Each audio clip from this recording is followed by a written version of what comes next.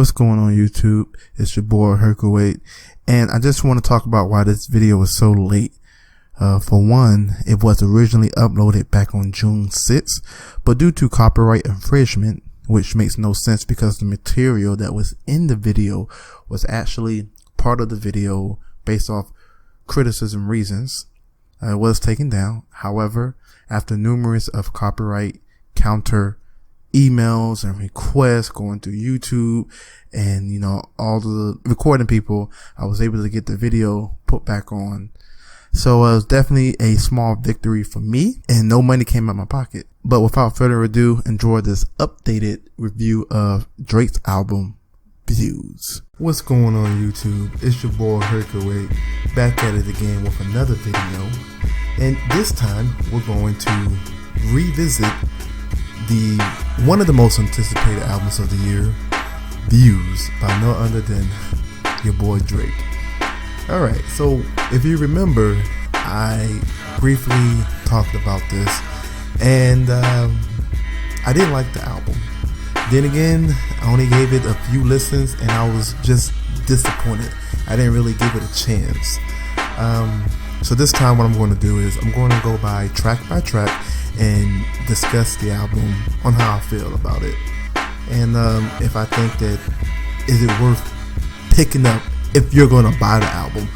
Mostly these days people just stream it on Spotify or Apple Music or Tidal, but I don't believe it's even available on Tidal. Maybe it is, I don't have Tidal or whatever. Alright, so the first track we have here is Keep the Family Close. It's more like a ballad. It's slow, it's kind of like that Godfather moment. I understand what he's trying to do, get you embraced into a masterpiece, but this isn't the Drake we came in love. We need to hear something that's really pumping up. Alright, so moving along from that, we have the track called 9. Now, when you look at the track list and you ask yourself, why is the second track called 9? Well, basically it's him telling everyone that he's coming, he's made it here, and he's changed the game around. The motto for this track is, I turned the 6 upside down, it's a 9 now.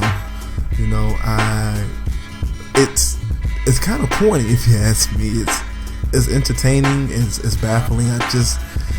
It's not Drake, It sounds like he ran out of ideas and he just threw this on the album. This could have stayed off the album, and I would have been happy and satisfied with that.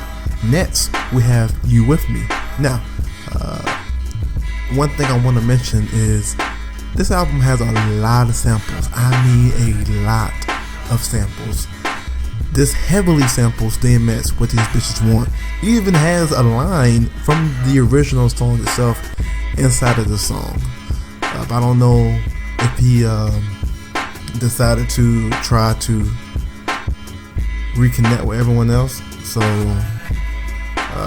it's something that I just don't agree with, and he's getting very, very emotional. This is not the Drake that I really came to like. If you're reading This Is Too Late, it's probably the best album or project. I don't know if it's an album mixtape, so I'm going to call it a project. Probably the best project he ever came up with to this day.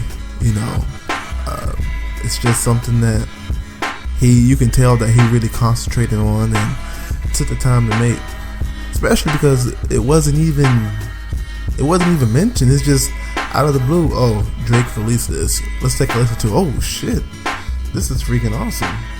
Moving along, we have Feel No Ways. The thing about this album, speaking of this track, is obviously there's a lot of singing, but it's more upbeat singing, kind of clubby type, and it feels like Drake is really going towards that mainstream audience.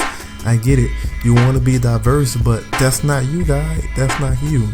You need to stick to what you know, stick to your guns. Don't go more singing and rapping. At the end of the day, you're a rapper. But Feel No Ways is an upbeat type, and again, he's getting emotional and trying to figure out what he did wrong. It's something that's just unnecessary. Now, the next song, Hype. This is probably, to me, the best song on this album. He came hard with it. The beat was spectacular. The flows, the punchlines, everything was on point with this song. You know, this is the Drake that really needs to shine. This is how he should have started the album in the beginning, or at least something similar to this. All right, moving along. Western World Flows, another rap song. However, it is kind of slowed down, but it's still a rap song. Great bars, great intentions, and it's sampled by Mary J. Blige. So that's a great addition to this album and great change of pace. You know, if you're gonna slow it down, still rap. You know, next is Redemption. You can already tell by the name of the song what he's talking about. You can already tell, and he's talking about another female. Again, that emotional Drake that I just don't understand. I know he sees the memes and the jokes online that he's too emotional, and yet he still goes to it.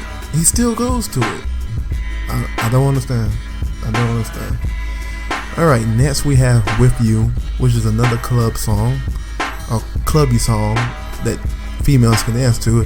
Which another thing, I feel like this album is directed more towards the females. It can be better. You can do better than this, Drake. You're all better than this. Alright, now here's a track that really upset me. It's called Faithful, and it has Pimp C on it. No reason that Pimp C should even be on this album. He's passed away, but yet you're using one of his old tracks to put on this album. If anything, he should have had a brand new verse from Bun B. I mean, they collaborated before, so why not do it again? No, it's just, it doesn't make sense, you know? And then Drake, he's singing on it, but yet Pimp C is rapping on it. Why not have both of you guys rapping if you're gonna put Pimp C up there? You know, it makes no sense at all.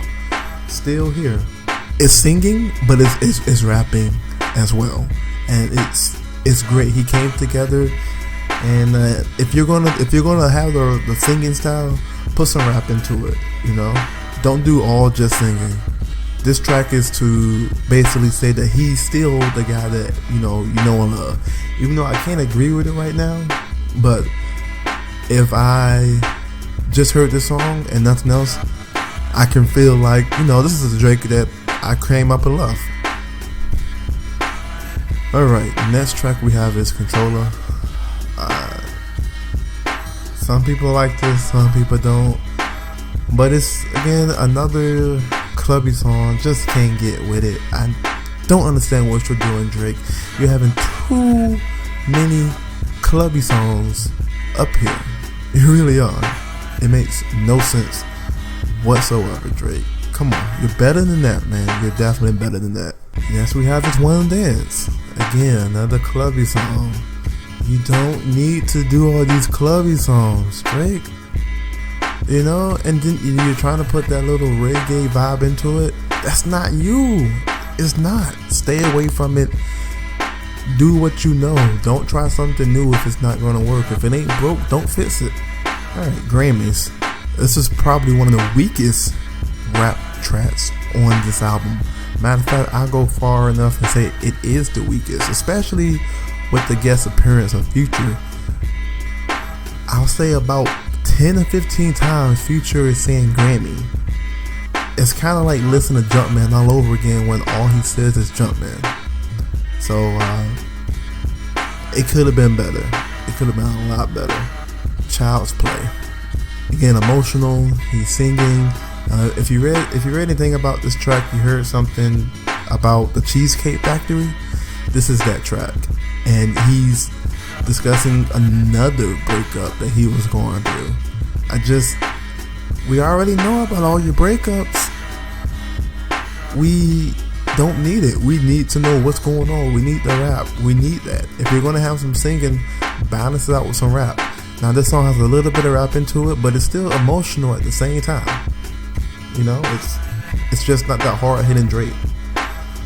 Alright, now here's another track that upset me. Not saying that the track is bad, but it definitely could have been better.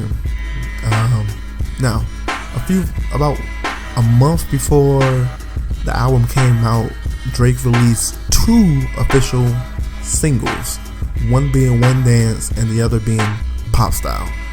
Now when we heard it, the beat was nice, the flow was nice, and then it had a surprise guest, Kanye West and Jay-Z, if you want to count the 2 bar or 1 bar he did, but Kanye West, he made the track to me. So when you get to the album, you expect to hear Kanye again. Instead, you hear Drake take his spot. Makes no sense whatsoever. He replaced Kanye's verse with his own verse. Not saying that the verse is bad, but I think Kanye could definitely benefit it staying on the track. You know, if anything, just add your verse to the end, or put Kanye at the end, whatever. But he decided to replace him for some strange reason. I don't know if they clashed or something before the album came out, but it definitely could have been better. Alright, here we go with another clubby song, Dre. It's called Too Good, and it has Rihanna in it. If you're familiar with Work, it's basically the same thing.